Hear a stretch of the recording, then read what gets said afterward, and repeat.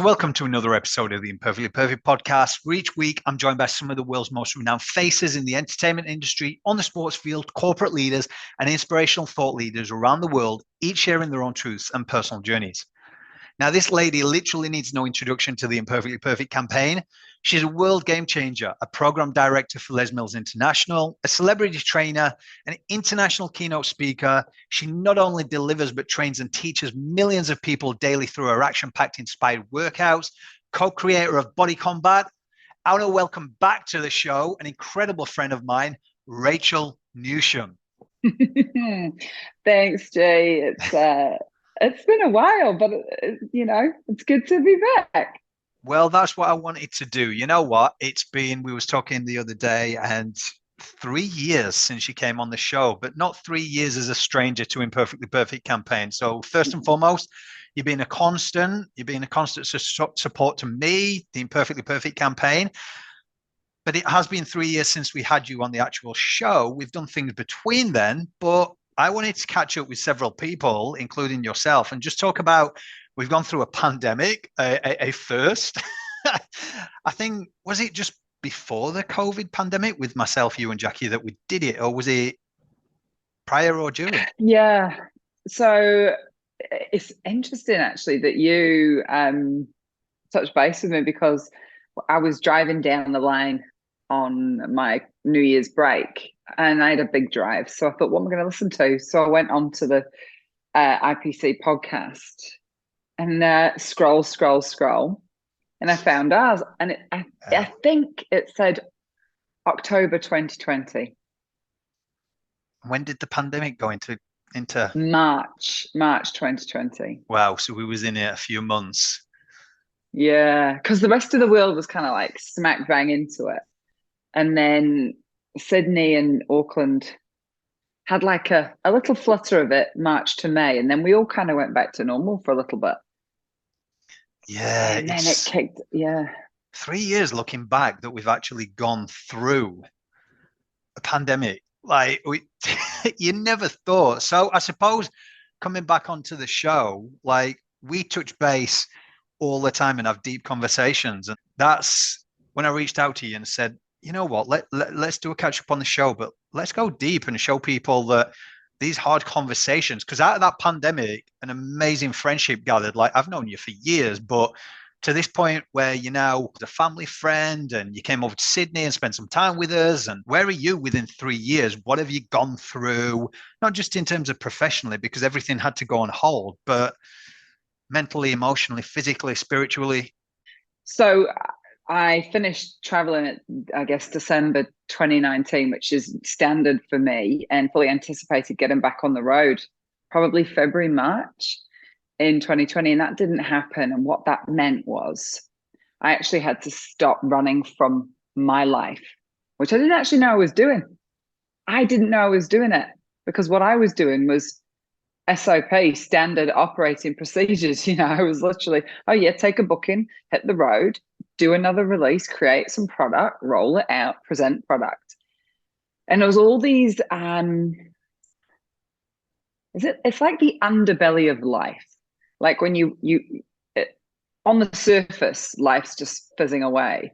But in the background, you've got other apps open and they're just draining your energy. And then like you're probably oblivious, but your phone starts to slow down till you realize you've got too many apps open. And I was just oblivious to the fact that I had too many things going on that I hadn't sort of like dealt with. And they range from really small things to huge things. And by stopping traveling, I had the time to meet myself and say, right, you've got some life admin to do. And I did. And by being sort of in isolation at home, you really do meet every aspect of yourself, the good, the bad, and the ugly. To quote, I don't know what Western movie that was, but yeah, the good stuff, which is you sort of celebrate things that you enjoy doing and little me time moments. The bad, which is kind of like all the extra work that you get, and then the ugly, which is, wow, okay, there's some life admin that I haven't dealt with. How can I show up in this world as a better version of myself? Because this version is outdated. I need a software update.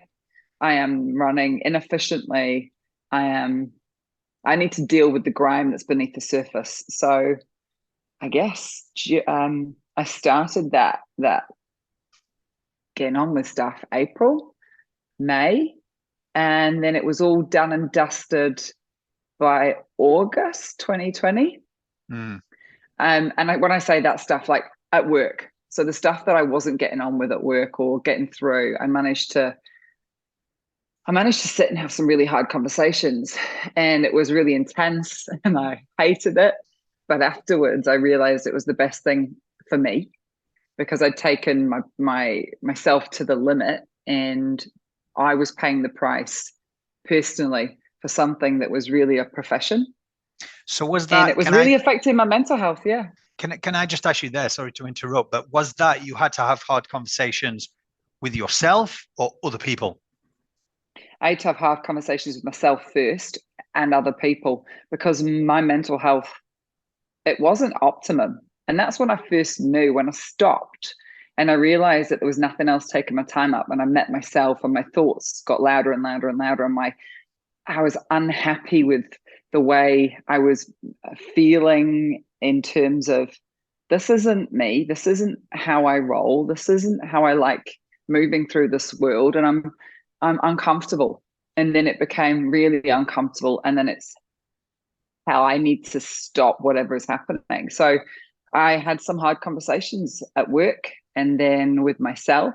And then that helped me, yeah, clean up the clutter that had been building up and causing me to operate sub-optimally, and have a breakthrough and realize that sometimes you have to, no, every time actually. Now, every time there's a hard conversation, you need to face it and do it sooner rather than later, because it's easier earlier than it is later.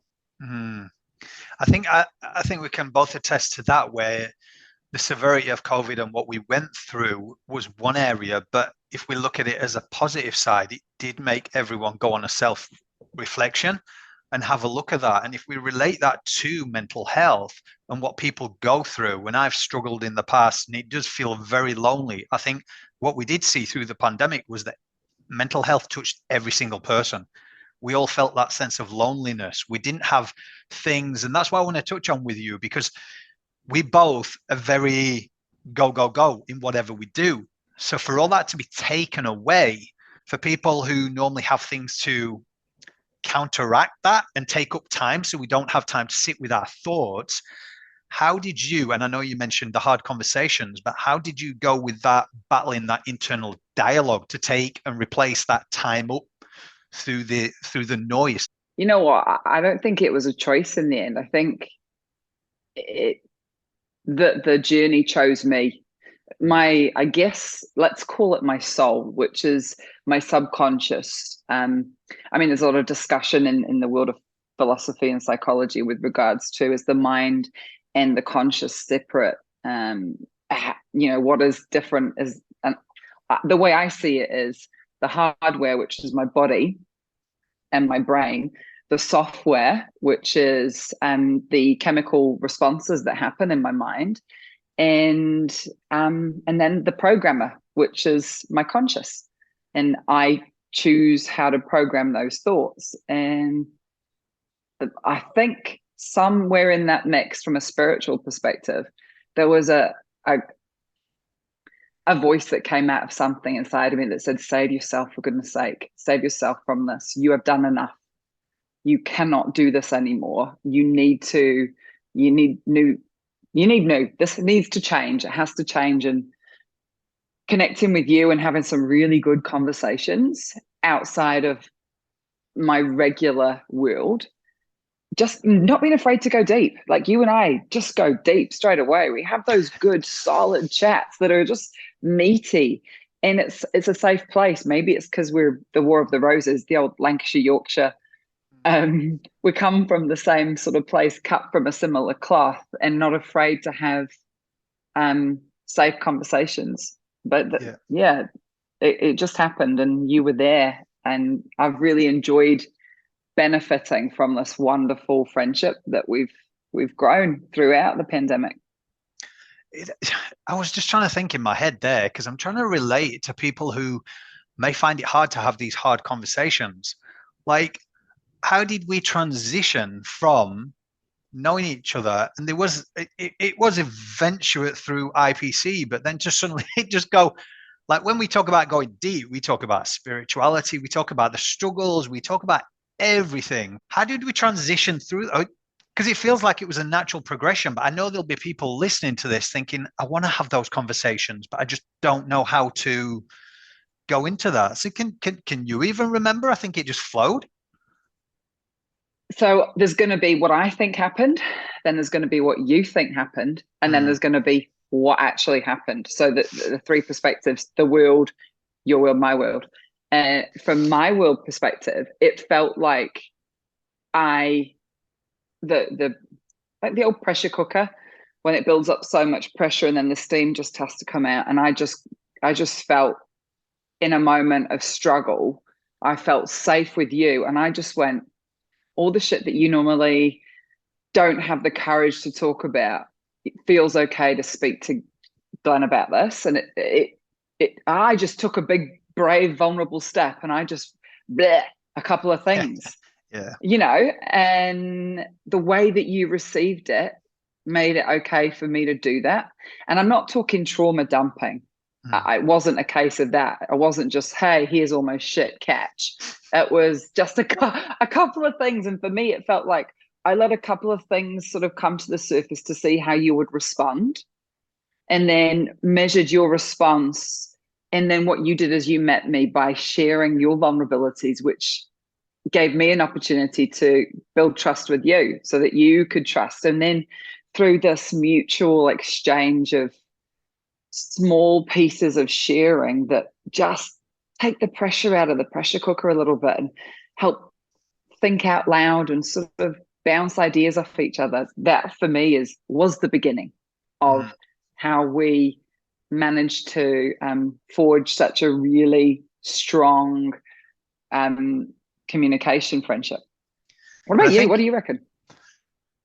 Well, I was just saying now the recollection of you talking about it and sharing that, like what even just came up was that whole, it wasn't a sense of, like you said, no trauma dumping on either side. It was a sense of listening. Like, I think I found somebody, and when you've got this support network, and this is why we're bringing it up, like people are there to listen. And I think for me, it felt safe to talk to you because you'd experienced, there was a commonality there that I looked up to you as somebody who'd achieved a lot in your career.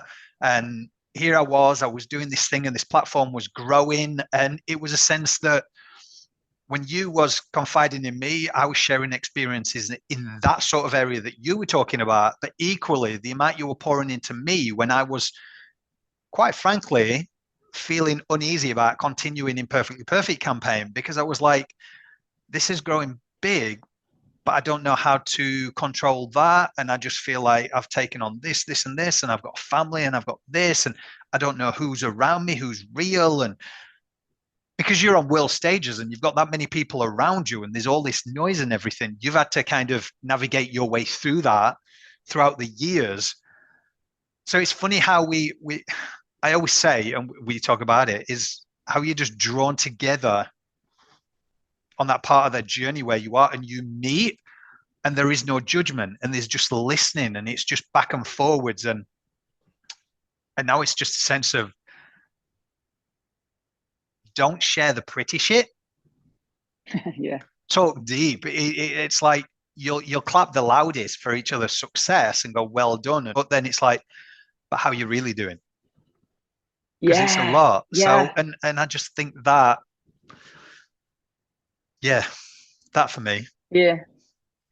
Your quality of your thoughts is determined by the quality of your conversations. And like I'm studying at the moment and learning about all the different ways that we think and the different voices. So the conversation that you have with yourself, the conversation that you have out loud, and then your thoughts. So, for example, if I speak to myself out loud, what does that look like? On the days where you're really tired and you drop your car keys and then you drop your phone and you just have the dropsies, or you trip up and everything, you start to say things out loud like, oh, for goodness sake, what are you doing? Or, that kind of conversation. And then moitering, where you think a lot.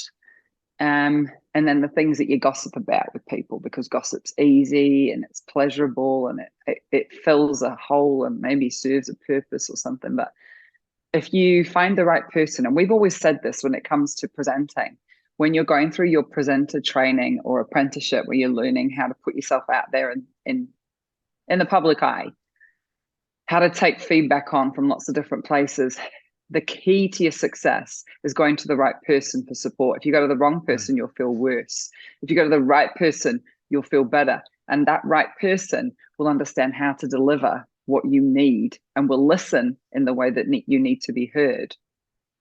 And for us, it seems like we were right place, right time for each other. And I mean, everybody's in New Zealand's joined by, was it 6 degrees of separation or 2 degrees? Yeah. I don't know. One of those things. So everybody, can say that they're connected to somebody, but are they actually having real conversations that will improve the quality of their thoughts and how they think and how they speak to themselves? And like, I did a post the other day when I said about somebody, I shared a meme on social and said, this person obviously sounds like they're having a life experience that could be a storyline for the Hangover movie, but the reality is, whilst they're falling apart, they probably need to speak to a professional to sort out their problems in the real world, not in the movie world. The question is, will they seek counsel? Mm. And that one thing, which is seeking a solid counsel, which is a person that is there for you and not just to listen, waiting to speak. Yeah, it's powerful. And I think if anyone can take anything from this, it's like, if you've been sat on the fence thinking, shall I bring up this conversation? It's take that next step, because there's things in this life along that journey. And again, if we relate it to your profession, it's what I've learned is from yourself and a couple more people is, I actually prefer people to be truthful to me and give me the shit, like, Glenn, pull your socks up here, or you might need to look at it. And it changes the narrative, because the ego in ourselves, we don't question ourselves. We go into the place of, oh, what do they know? We know better. So like you guys relating to your profession, you counteract each other and fit perfectly with synergy, because what you're better at, somebody else may not be, but it works together in unison. And I think with feelings and emotions, if you don't have that and you can't humble yourself to take on that, first of all, you can't grow. But I think oftentimes, again, this is a hard conversation with some people, because it's like, at times you just want people to listen and tell you what you want to hear. But that can be detrimental as well, because if everyone's telling you what you want to hear in terms of where you are, then it's hard to get yourself out of that position. Yeah, like you're going to seek confirmation bias. You're going to seek somebody who will say, yes, you're on the right path. But then there's this little voice, your subconscious, your gut feeling, a sixth sense that's saying to you, but are you sure? And some people will have a strong sense of that, and other people will go, I'd never hear that. No, I don't second guess anything. I make a decision and go, and then I deal with the consequences later. And great, awesome. That's how the wheel keeps turning. We can't all be the same. But if you listen to that voice inside and you grow your communication skills with your own sense of self, then I consider that your personal GPS system. It will steer you in the right direction, and you won't always win. This is what I'm learning. I'm not always winning, but I'm keeping moving, which means that I am winning, because being on this earth, being healthy is a blessing every day, every minute. And if I keep moving, then I'm living. And when I'm living, I'm learning. And when I'm learning, I'm winning. When you stop learning, you're not winning anymore. You're stagnant, you're stale, you're expiring. And you and I have done so much learning, and probably everybody that's listening to this go, yep, me too. Yep. So congratulate yourself on that win, because that's a win. And what's the one thing that you and I said to each other for the last 6 months of last year was, enjoy the journey. You said it to me, I said it to you. Every time we had a sticky wicket, a moment where we were just getting, like, the water level was rising and it felt like, oh, I'm drowning in this. I just need to catch a wave. Enjoy the journey. Because the minute you said it to me, and the minute I said it to you, it just drops that water level and you go, oh yeah, that's right. I should be enjoying this instead of stressing about what I'm not getting or what I think I should be getting. It simmers, doesn't it? It's you're always having newfound appreciation for things, and it's when you have that person or those support people that you can bounce it back and forth. Because as much as we say we're growing at times, there is that toxic positivity where you are hearing on an external like energy and frequency, and you've got to stay positive and this. And for the 3 years, I look back when we're speaking about this podcast the other day, and I look back over my personal journey and how much I've grown and settled into things. But I think of the conversations that we've had and how I got excited about certain things, and then that didn't work out. And then there was other things, and I was like, "Hey, Rach, get this," and you was like, "Wow, that's amazing," and then it didn't, and then. But there was no judgment. There was none of that stuff. But you noticed that, hey, you needed to go through that to learn that. And you needed to go through that to learn that, because it wouldn't make you the person you are. And I even had one the other day, which I'll bring up. So a lot of people will notice that this podcast has really grown from starting with like mental health focused, career, what's happening, and then spiritual, and then faith, and how people are feeling, subconscious, tapping in to move forward.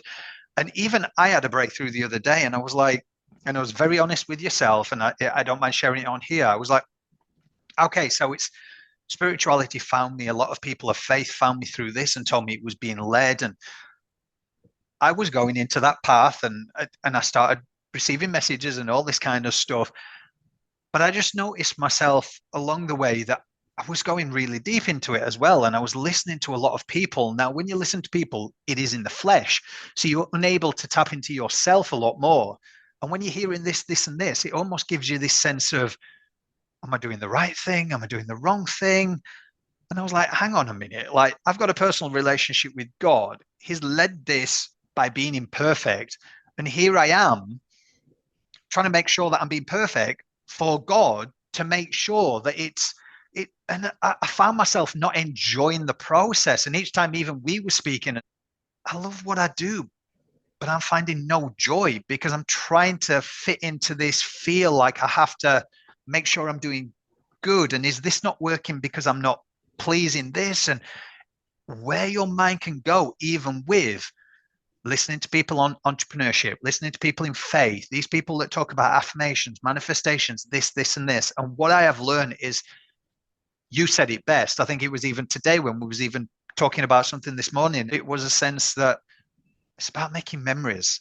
We are on earth for this human experience. And you said it so many times, and sometimes, and I'll say to anyone listening to this, you need that reiterated so many times by your support people. Because we forget, we do go into the ego, we're human. And that every time you say it to me, it's like, we are here to make memories. So I'm glad that you took Kat, your wife, and your kids, and you went and made memories at the beach this weekend, because that's what you'll remember. Yes, G. Yes, make those memories. I've got the biggest smile on my face because I know how dedicated to the cause you are, and you have been, to the point of self-sabotage to a degree, because you committed so much of yourself. You almost lost yourself. I think that's what you were just saying. You almost lost yourself inside this, trying to make it so good that you were scared to get it wrong. You was like, am I doing this wrong? Would this be the better thing to do? Is this the better thing?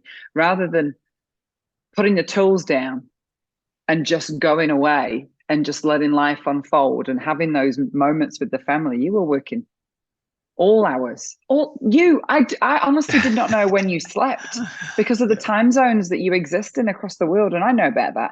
I mean, I learned a long time ago that I couldn't be on every app because too many people would send me a message. I'd never get around to do any work. Yeah. You, on the other hand, you didn't stop. So to know that you took Kat and the kids and you went away and you went offline and you had a good time just made me the happiest, because that investment in you will actually pour into the quality of life that your kids will have, that you'll then send back into whatever you do here. We're here to have this human experience. And it might be gone tomorrow, G. It might be gone tonight. It could be gone in 3 weeks. We don't know. And last year I personally had a very tough loss where somebody that was a mentor for me from my first steps in Auckland in New Zealand passed away far too young, at the age of in his 60s. And I thought to myself, crikey, what would he say to me now? What would he say? Well, he'd probably swear and say, what the heck you're doing? Get up, get on with it. Stop thinking, start doing. And that was what happened for me when Dad passed, when I was, really, really young. And I thought, right, I can't be shy anymore. I've got to get up and get on with it. And here I am, years later, getting another reminder from another person that's been a mentor to me, being snapped away. It's like, right, what's it all about? It's human. It's imperfectly perfect. And it's happening. Yeah. It makes me think when I'm hearing this, because as you know, I lost a good friend last year. And that was hard. I'd never been to a funeral before, and just he was only 38.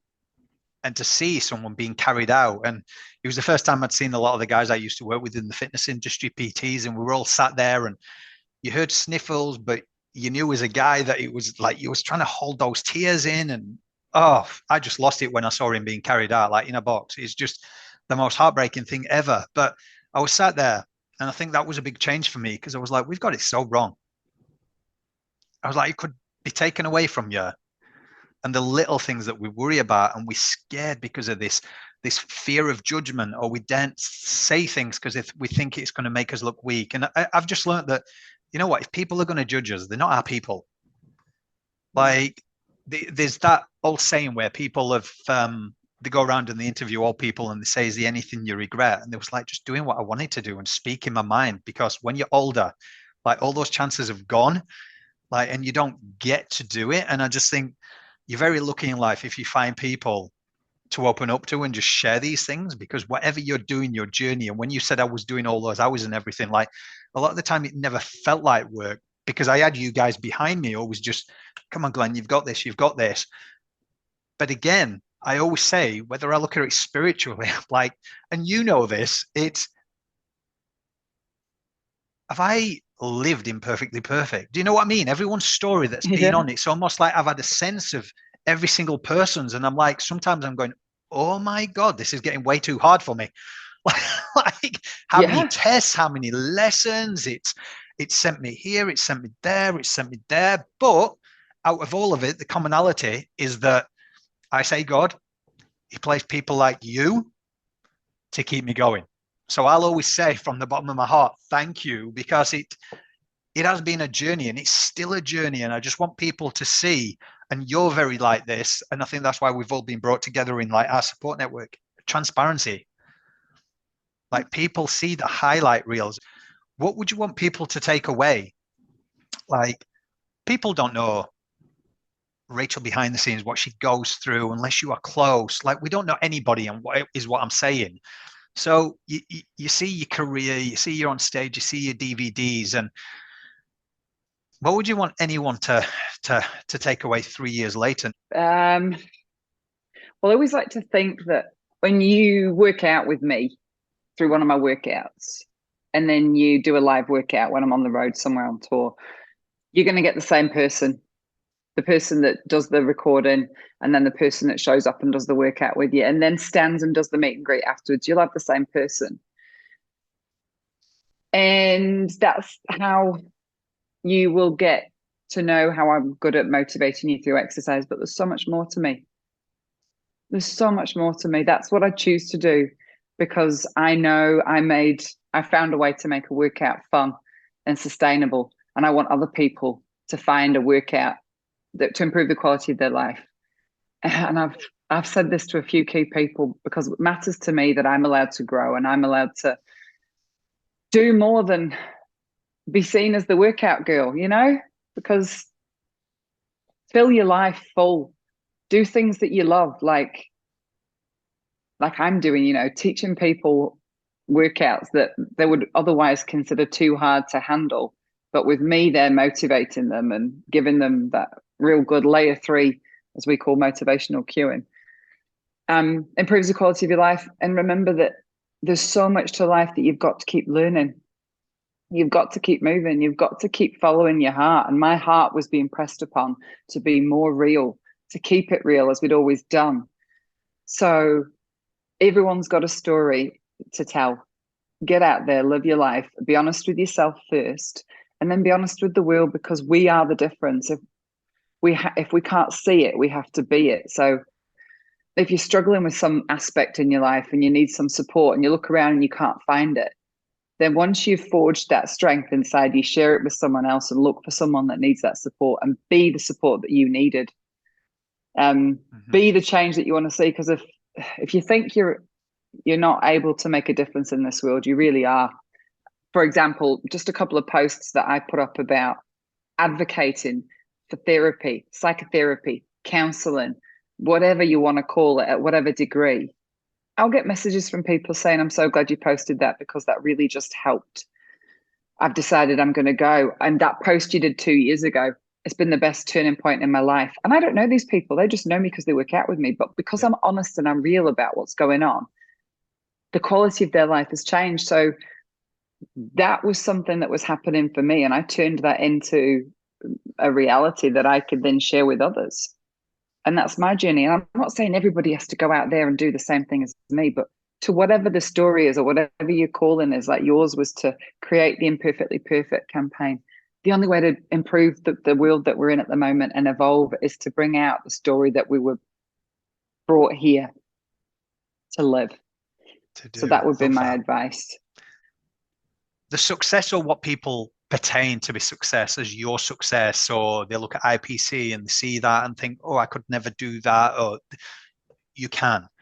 I think when we look, and if I relate it to Les Mills, when I used to teach for that, and I used to look at you guys and think, oh, I need to emulate exactly what you guys do. And there's an element of technique, there's an element of that, but each person that I see on those DVDs and I've got to know personally and professionally over the years is you're all unique. You're all imperfect, as I would say.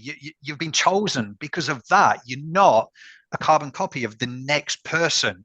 Yes, the elements, technique, and all the coaching stuff, but you're going to stand out by being yourself, that God made you exactly how you're supposed to be. And if you've got some quirky traits, notice why people are attracted to you. Because would you rather have a room full of people in front of you that absolutely come because they love you, or because you're trying to emulate what somebody else looks like and you think that's what you need to be? Yeah. And the sense of not being enough, a lot of people are bombarded with visual imagery and stories of other people's lives, which they spend too much time listening to and watching, to the point where they start to wonder if their life is enough, if they look good enough, if they are behaving good enough. What else could they be doing? How else could they be successful?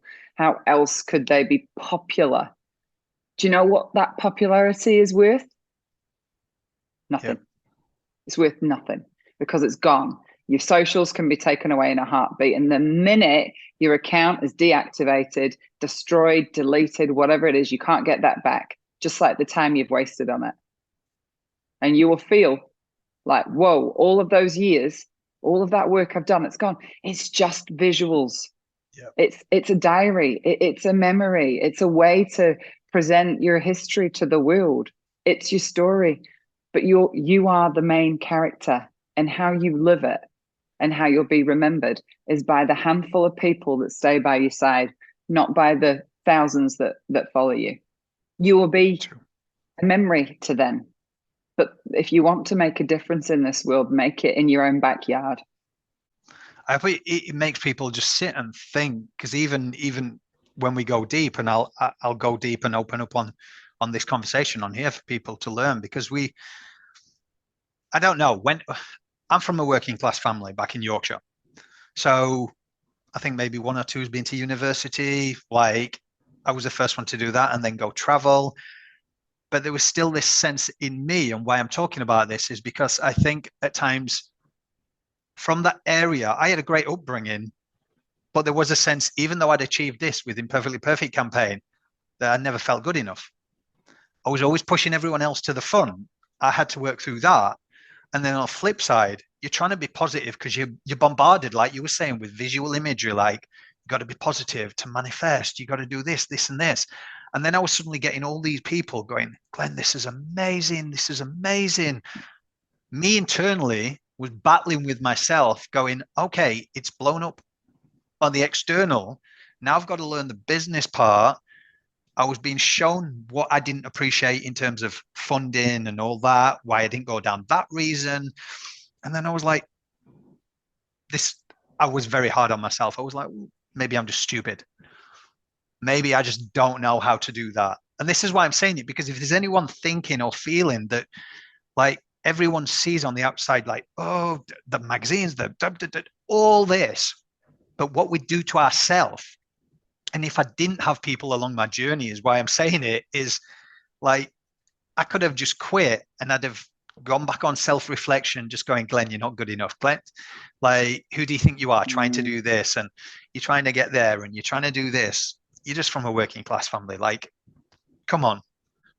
Even through stages of IPC, people will see this, that the external part, but they still won't see this. So if it wasn't for a couple of people who looked through it and saw me for me, and that's what you need those people to see you for you, like Rachael for Rachael, instead of Rachael, this Les Mills presenter. These, like, you have to see the person's heart and you have to see where they're coming from. And we said this episode we're going to go deep because I really want to hit people where it, like, if you're feeling this, because sometimes you do feel stupid, you think, why everything I touch, why is it not working? And everyone's going, but you're so blessed. Look at this. It's growing. But personally, we all have different experiences and different things we're dealing with. But if we don't let it out, it simmers, and that's where we go wrong. And was it your followers that pulled you through? The one or two people you just said that kept you going because you had to, you were presenting your professional side and doing your job, but deep down you were questioning yourself. And where you went was the right place. You went to the people that will be there for you, that have taken the time to have real and vulnerable conversations so that it's value. It's good quality conversations to improve the lives of both of the people involved in the chat. That's what keeps you going, and that's what's going to be there, and that's what really matters. We can all go and make a living, and we can all go on holiday, and we can all buy a car. I'm saying we can all go on holiday and buy a car. No one can anymore, can they? No, I'm not buying a car for a long time.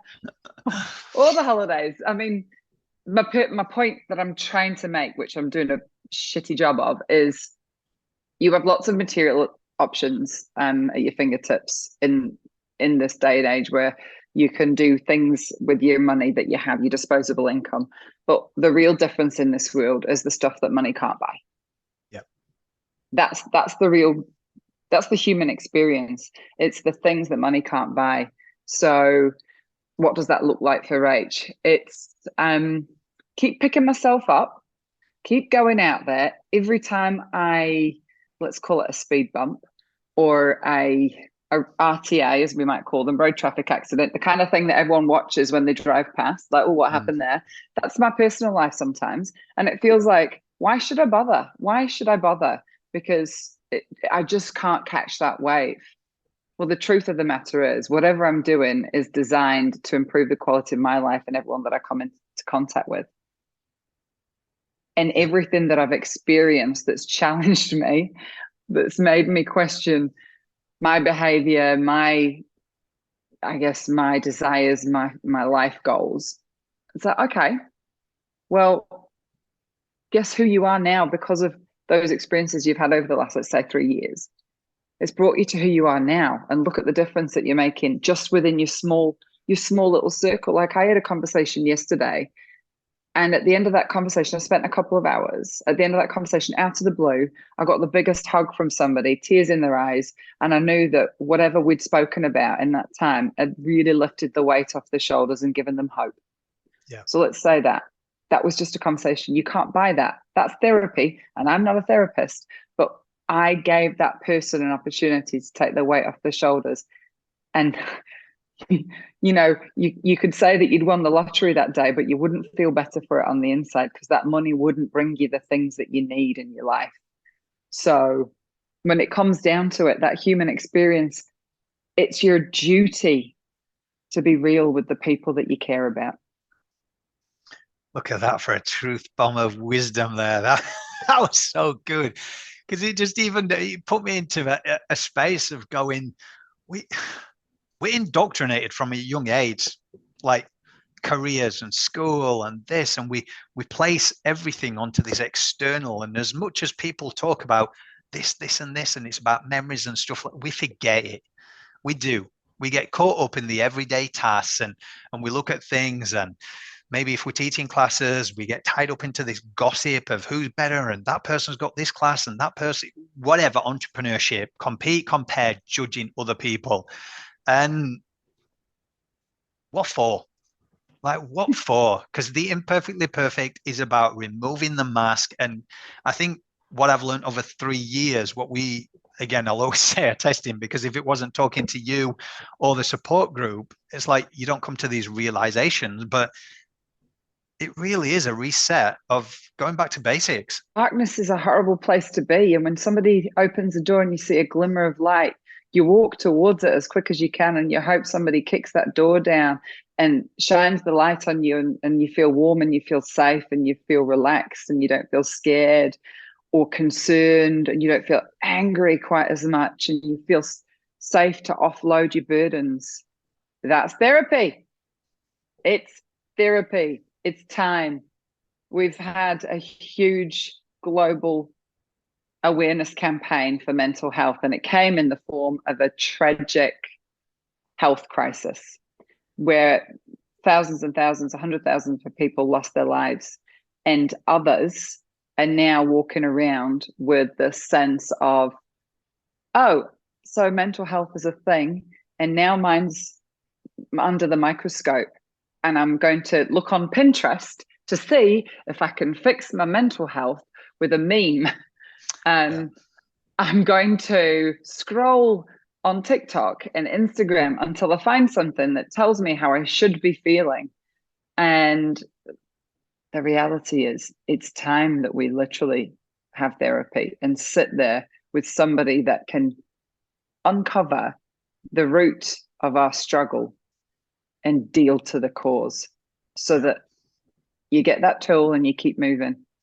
And it doesn't stop. Like, you don't, oh, I'm better now. No, that's not how it works. Just like your immune system, if you don't keep testing it, it won't stay strong. So go out, live your life, get amongst the world, and go have a confrontation with somebody about something that has been bugging you and absolutely doing your head in. It's stopping you go to sleep. It's irritating the crap out of you. And you love them, but you hate them just enough to not get off your mind. Just have that conversation. And if they can't meet you on an even ground and get to the cause of it and move past it, then you know what you need to do. You need to let it go. You need to accept it for what it was and let it go, with yourself and them. Peace be with you. And on your journey, let's keep moving, folks, because what's really important is the present. And if peace isn't in the present, it doesn't live in the future. Another truth bomb of wisdom there. I'm going to get some sound bites for this one, mate. But I just want to reiterate on that last part of that. If you do that confrontation or something, like, let it out. But firstly, please remember to, when we judge people, and I've said this once before because I learned it, and it was a sense of get to know the person's story, because the way that people act and react sometimes comes from the story. And I think if anything that people can take away, I hope, from IPC podcast listening, is that people actually deserve that success at times because they've been through so much crap. And often when we get caught up in the rat race and we judge other people, we don't know their story, we don't know the behinds, and we compare our lives thinking, oh, they're so lucky and they're this, and this. But yet they could have gone through abuse through the earlier life. They could have gone through this. We don't know what that part of the life is. Like, professional life is one bit. Yeah, that's amazing. Personal life is absolute shit. Like, we just don't know. So I think if we can remove that, 3 years on, Rachael, Miss Newsham, what does Yeah. imperfectly perfect mean to you now? 3 years. We're gonna have to go back and, Oh. and put them side by side. Imperfectly perfect is a blessing. It's a mantra. It's a way to walk through the world, knowing that your human existence relies on your imperfectly perfect ability to live with all of your success and failure, which is also success. Figure that one out. Every time you fail, you're one step closer to success, which makes you more successful. And that's what it is to me. It's a get out of free jail card, so that when something that I want to be really successful at doesn't quite go my way, and I don't get it right, I don't hit the nail on the head, like a project or an assignment, I say to myself, oh, well, I enjoyed the journey, and I really loved the knowledge that I got from that. And now I understand what they mean with that feedback. I can do it differently next time. Or a relationship that doesn't happen. Well, I learned that, well, at least I made a better decision on this occasion, because last time I didn't make that decision at this point, and it cost me 6 months and a whole lot of heartache. Well, guess what? I've just been given an opportunity to apply that learning and save a whole lot of heartache, and actually give myself a pat on the back and go, wow, I just applied that learning, and that's a huge success. And that means winning.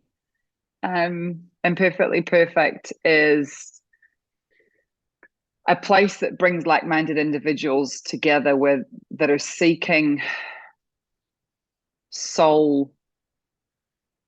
rest for their soul, where their souls are tired, trying to be successful, trying to be popular, trying to be a hit, trying to live up to the expectations placed on them by the society that they're existing in.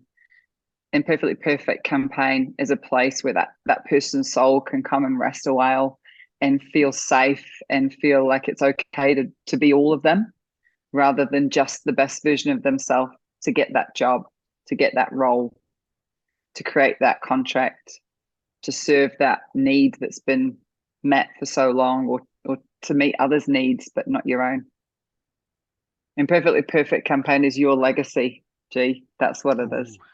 I always say now, Imperfectly Perfect was started by a guy who just led by his imperfections, didn't know what he was doing, and look where it's ended up. But with that being said, if it wasn't for amazing people like yourself getting behind it and spreading the awareness, and that's what I'm going to start asking a lot of you guys who are listening to this. You can listen to it, but share it, because somebody out there might need to hear this story. They might need to or they might be going through something that might just need to hear the words that Rachael says through a story that I say. Or oftentimes we see these call to actions, and we keep it to ourselves at times. And I've just noticed, like, share it far and wide, because this isn't about IPC. This isn't about me. This isn't about Rachael. This is about one person who brought together people as a collective and made it about releasing that mask. And it might just make somebody feel like a place of going, whew, I can breathe. Because I know that for you, when you first came across it, as successful as you are, that is one of the things I always remember you saying. It was just a sense of, I found my place through social media, just went, I can breathe. Yeah, you're right. It was a place of reality when everything else was just dressing itself up to be something that it wasn't. And I could see through it. I could smell it. I could smell that it was full of BS. I could smell it all. And it was just really early in the social media era. And I was like, this ain't going to end well. This is not going to end well for a lot of people. Something about this just feels 1 degree wrong. That's going to end up 36 degrees and then 360 degrees, Yeah. I would say, I came up with this the other day and I said it on my social and people loved it. So I'm going to say it here. Less thoughts and prayers, more chats on chairs. Thoughts and prayers are too late. You need to sit down. You need to have a chat. Talk to somebody. The only thing you're going to lose is a little bit of money, and money you can make. Even if you don't have it now, put your name on the list. It might take 6 months for you to get the appointment. You'll have 6 months to come up with what you want to talk about. And trust me, you'll think that you don't even know what you can talk about. I'm fine. My upbringing was amazing. I have great parents. I didn't have any abuse, blah, blah, blah. We are all products of our environment, and our environment is imperfect. Therefore, we are imperfect. And recognizing that and having an opportunity to understand who we are and how to drive ourselves through this world, it means that we're more responsible. We're responsible civvies. Like, toddlers can't be responsible for the behavior. They'll have a tantrum. You've got kids, they don't know what they're doing. They love you, and they're just acting like little shits, and they're not responsible for the behavior because they're out of their minds. And that's what we are as adults. We don't understand our emotional triggers, so we run around spurting at rubbish at people and expecting them to make everything better for ourselves. And if we want to make it better, then we have to meet ourselves. We have to seek therapy, understand how our behavior affects other people, and then drive responsibly through this world. Because the only person that's coming to save us is ourselves. So if you don't save yourself, you're just going to go around creating and leaving collateral damage in your wake. And then that person's got to pick themselves up, which we all have to. Love that. And I'll just say something that came across me the other day, and you're going to do it after this chat as well, and everybody who listens it shows you where your head is at if you go onto your search on Instagram. You know, the search page, if you go on that, because the algorithm plays into where our head's at.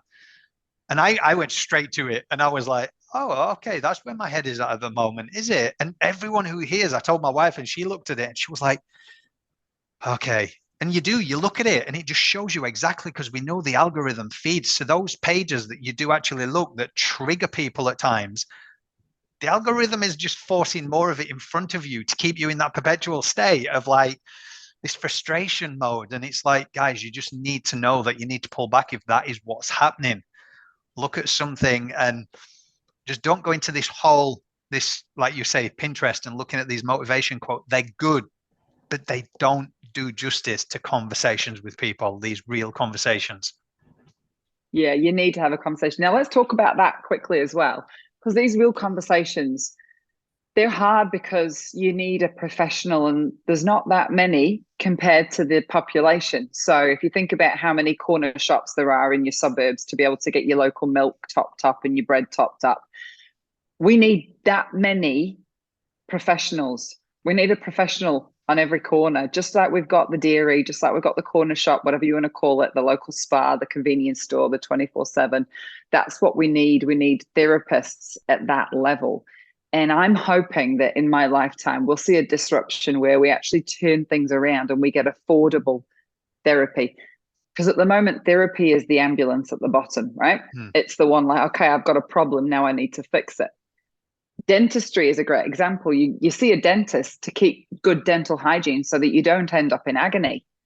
But when you do end up in agony, they fix it for you, and you think dentists are amazing. You're like, oh my gosh, you saved my life. Stop that pain. Stop that pain. I'm going to pull a tooth out. We need the same thing with the way that we behave as humans. Right now, we're at the stage where we need a massive overhaul of therapists, and as many corner stores as we do therapists for this generation, because you and I, we need help. Our parents may ask for help, but it's going to be harder because they're still stigmatized by it. Whereas the next generation, the alpha generation, they'll just think it's absolutely normal. It's just whether enough people train. So our teachers, our schools, our education systems, our curriculums need to train us how to manage ourselves so that we drive through the world in a caring and kind operational way. One way that operates from kindness, so that when you receive aggression, you respond with, Gary Vee's a great example of this. When you receive aggression and you receive frustration, you respond with empathy and kindness. You pour love on them because they need it. What they don't need is more anger. They've got enough of it themselves. So you need to pour empathy and kindness onto them, because that's how you put the fire out, right? So let's get therapy disrupted so that we can all get to it affordably. And let's start getting the younger people, like your kids coming through school, educated in a way where they understand themselves far more when they get to their 20s and 30s and they're starting to go, oh dear, I think I've got some work to do here, help, you know? Yeah. And then we could be looking at 50 years from now, we could be looking, and we will be looking at a different world, but hopefully not one that's repeating the same things that we're experiencing now, because it's unnecessary and it will be a crying shame, to quote my nan. It's true. It's true. It definitely needs changing. As much as we say we're a lot further than 10 years and 20 years, which we are with the conversations, there's still a disconnection. We're still sadly losing people. And that's why we even say these conversations that we're having, where we're bringing these topics to light, share them. And it may just get in front of the right person that has the power and knows somebody that can get us in front of the next people. So these conversations are had, because like you said, what is it, the 3 degrees separation, 6 degrees or something, like the amount of times through Imperfectly Perfect campaign that this has suddenly got in front of somebody of stature. And I'm like, how did you even come across it? You see it sometimes in a show who's looking at the stories, and you get somebody very prolific in another country and you're like, how did they come across it? Because someone shared it. And I think that's the thing. If the ball's rolling and like it's waking people up, it's not like just listen to this, share it. If you really want change, like, because this is a collective. I think you can tell everybody that gets involved with IPC, there's so much passion in it, because it's passion and not anger, but it's like we need change because there's too many people still struggling. And if this pandemic has woken people up to looking internal and internalizing things a lot more, we don't want our kids to move forward with the same shit and go in 30, like you said, 30, and go, oh, well, now I'm going to feed into those gurus and coaches who can teach me how to get through all these problems. Whereas if we'd have started at school age, we'd have been leading a better life, not thinking that we need to attain 6-7 figures to be successful and happy, because everything that, and you've done a lot of these podcasts with me, with some of these corporate leaders earning a lot of money, and they've openly said it doesn't make you happy. Fame doesn't make you happy. So why aren't we teaching this early? Anyway, I digress. What is, and I won't say what's next, like the world is back open. Hopefully that's the end of everything that we've gone through for the last 3 years. But yeah, where are you now with everything? What is coming up? I mean, first and foremost, everyone knows Les Mills, but you're studying, mate, and you're studying in this area. So tell us about that. Well, the renovation of Rach kicked off, I guess, in 2020. And I've just been slowly stepping myself towards that, which involved rediscovering things that I enjoyed to do before I got involved with health and fitness, things that put sparks of joy in my soul. And it's been across my heart to understand the brain. And I was frustrated why we seem to know so much about the body, but not my mind. I understand my body. I just don't understand my mind. And I remember sitting on a plane going to Japan, 15 years ago. And there was a brain surgeon that sat next to me. So I asked him a question and he said, devices are going to help us to sort of get to help each other a whole lot more. And he wasn't wrong, was he? But it was always the mind. I didn't understand the mind. And I kept thinking, I wish I did. And I'd read books, but books then stopped becoming enough. And then eventually I decided, I'm going to see if I can study this. I'm going to see if I get into it. And I went the easy road, which is one of those courses that you just pay and get a water bottle and a towel. Yep. I was like, I'm just going to do that. Let's see what happens. And it's like, so what can I do with this at the end of it? Oh, nothing. You can't do anything with this paperwork. What? So I learned, but I can't do anything with it. And they're like, pretty much. If you want to do something with it, you're going to have to go to university. And I mean, I came out of PTSD from my uni times of like staying up till all hours, holding a full-time job and trying to get assignments done. And, I was early 20s doing that. And I thought, no, I cannot, but I have. So I'm back studying. And whilst assignments stress me the heck out, I'm loving the learning. I'm loving the empowering knowledge and the difference it's making to me and to the quality of conversations I'm having with other people. And the impact that I can see that it's having around me, because it's my life and I'm in the driver's seat. So it's time to take charge and head in a direction that's going to add value to myself so that I can add value to others. So that's what I'm doing at the moment. That's what I'm focused on, getting the life balance back in order.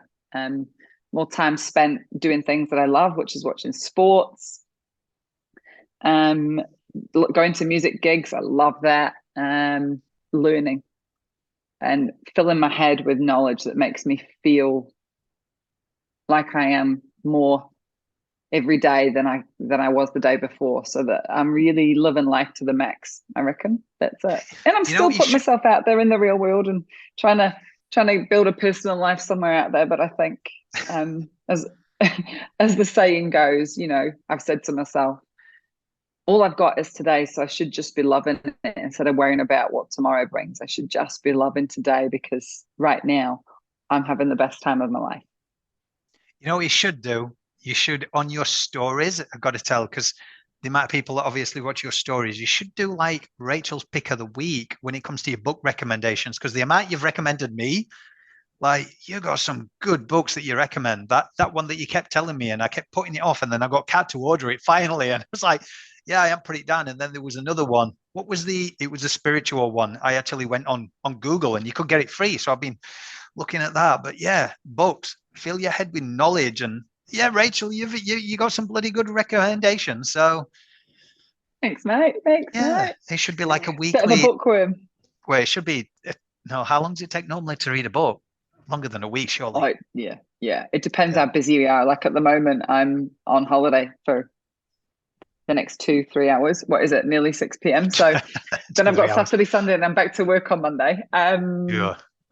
It depends how much work you've got on, but yeah, like not everybody enjoys reading. So listen to audiobooks when you drive to your shift, or maybe when you drop the kids off and you're on your way to work, you've got time to listen to a little bit there. But little nuggets, just do it. You'll be surprised at. You and I always talk about things that we've heard, things that we've read, and the quality of our conversations is always so real and so valuable, which is why our friendship feels so enriching, because it's not just passing the time of day and gossiping. It's adding value to each of us. And that is an amazing episode of Wisdom, guys.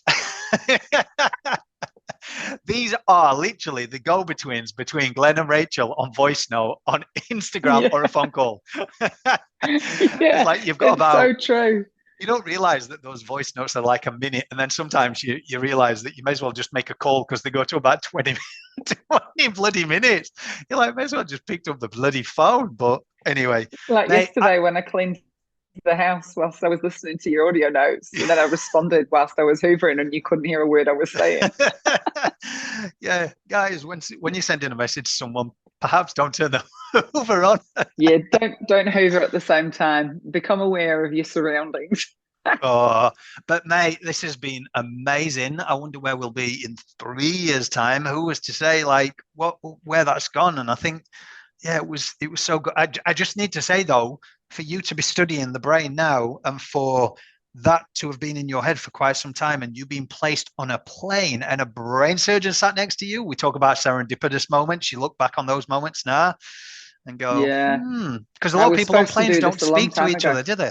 No, they don't. But I talk to everyone to annoyance at some point. Like I don't need alcohol and drugs to have conversations or feel relaxed around anyone. I literally would be a nightmare on those to anyone around me, because I don't have a problem talking to strangers. But I should have done this a long time ago.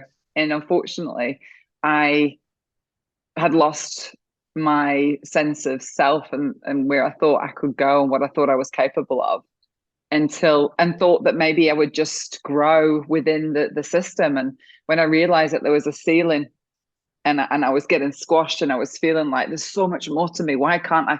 And then eventually I was like, just branch out, burst out, go do your thing. And that sense of, oh yeah, that's me. I'm here again. I've just found myself again. I'm having conversations with smart, intelligent people about things that fascinate me, and I'm loving these chats. And it's where I should have been a long time ago, and I should have just done it.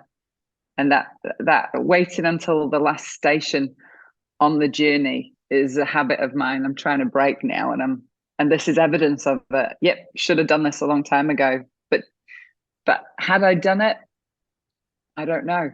Maybe I wouldn't be where I am. However, I wouldn't have the life skills that brought you and I together as mates, because I wouldn't have had the suffering. I wouldn't have suffered enough to fully understand what it takes to be human and go, okay, now I've met myself. Now I'm prepared to better myself and improve myself for the sake of others around me. So this came across my path yesterday, and I told you early on the message, but I want to share it with everyone. This is your life, your story. Now go out there in the world and share it. Yeah. So good, because look what can formulate. If you hadn't gone through what you had and you hadn't been able to share your story, your struggles, it wouldn't be made where you are now. And this is what a friendship becomes, where you are equally there clapping the loudest, going, well done on your, like the amount of times you go, no, this study is doing my in like assignment. Yeah. But then you've just got that go between, that bounce off wall. And then when you're succeeding, it's like, it's just a different feeling when you've got people that are just there for, I don't even know how to explain it. You know what I mean? It's just a different, that you just know that they're there for you, whether you're struggling or whether you're going through the top. But we could talk for when hours, they mate. win, you feel like you're winning. When they win, you feel like you're winning. Like when you win, Yeah. I feel that win for you because I'm invested in your happiness. I know the difference it's going to make to the kids and to Kat when you're feeling like you're winning. I know that the quality of their life's going up. And when I win and you see it, you really go there with me, and you understand what it took for me to do it and the sacrifice. And it's wonderful because honestly, most people these days, when I tell them I've had a win, oh, cool. Oh, Jeff, I'm really happy for you. That's awesome. On to the next thing. It's like, I need to sit in this celebration. Do you know how much work I put, hours and weeks and days? Like I need more than 30 seconds of celebration to make this worth it. Guys, this has been amazing. You know where to find Rachael. We are going to put up all the links, as we often do, but she is often doing lives on bloody Instagram, sharing her life with everybody, which is amazing because you have great banter with people, and it's just, you don't change. I think that's what people see and that's what people resonate. You're the real deal. And it comes through and it shines. And on behalf of IPC, 3 years later, the amount of work that you've done for us, the amount of just friendship is regardless of IPC. Like, you've been there at my lowest, you've been there when I've succeeded at things, you've been there pulling my shit together. So thank you from the bottom of my heart, mate. Thanks, G, and ditto to you for providing such great counsel remotely and always at the right time and always from a real, authentic, thorough, comprehensive place. You dot your I's and cross your T's with me, and that means a lot. I really appreciate it. I know that everything you're pouring into the IPC may take a while to become all that it can be, but it will. And every moment that you pour into this is saving someone's life somewhere, and that's something to take your hat off to. So hats off to you, to Kat, the kids, and to the whole IPC crew. What we're doing is really powerfully important. So big love.